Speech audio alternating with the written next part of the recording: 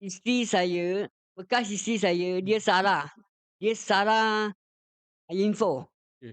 Dia cakap, kalau masuk Islam, Mhm. dapat cuci rekod lama saya. Macam mana tu? Dapat cuci rekod lama saya. Dia cakap, masuk Ha, Islam dapat cuci rekod lama lama Alip. hmm.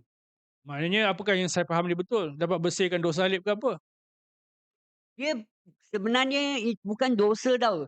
Mungkin dia cakap dosa ke atau dia cakap boleh cuci rekod saya. Rekod tu kalau bukan Penjara punya rekod kah? oh, okey. Tak smart betul aku ni kan. Saya ingat kan macam kefahaman orang Islam ialah kita selalu sampaikan fakta yang penting ni bila kita Ah, masuk Islam, kembali kepada fitrah, kembali kepada yang kita percaya revert lah kan, bukannya mhm, convert. Mana kembali pada agama yang sebenarnya bagi setiap manusia tu. mhm. Jadi insya-Allah maknanya kita yakin segala dosa-dosa lalunya Ya, bukan di itu sebenarnya. diampunkanlah, Ha, dimaafkan kan. hmm.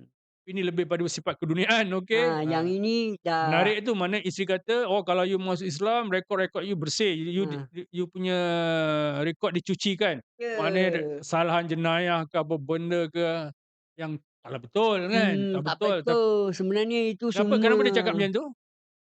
sebab dia tahu saya kan pernah masuk, Yelah kenapa dia ingat dengan masuk Islam boleh settle pula ada orang masalah tu? ajar dia dah.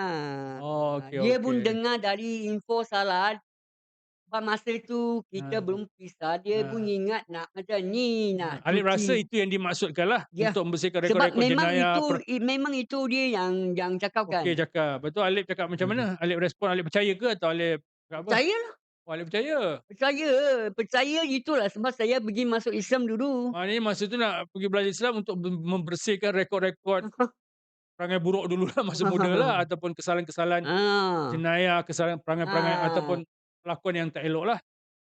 Oh, menarik itu juga lama tu. tau, itu sebelum saya pergi Seremban, Okey dia sebelum dah cakap. dah cakap. Ah, tahun 2009 ke? Masa tu 40 tahun lebih lah umur. Ah, Mana Alif pegang lah benda tu, kefahaman tu lah. tak, saya ikut saja. Yelah mana Saya Alif tak nak gaduh dengan dia, sebenarnya oh, saya dah tahu dah tak mungkin punya. tak mungkin. Oh, Alif tak percayalah. Saya memang tak Tak percaya, tapi percayalah. saya tak nak gaduh dengan Tak nak dia, gaduh dengan dia. sebab Tapi saya tahu mana tapi mungkinnya. tapi tak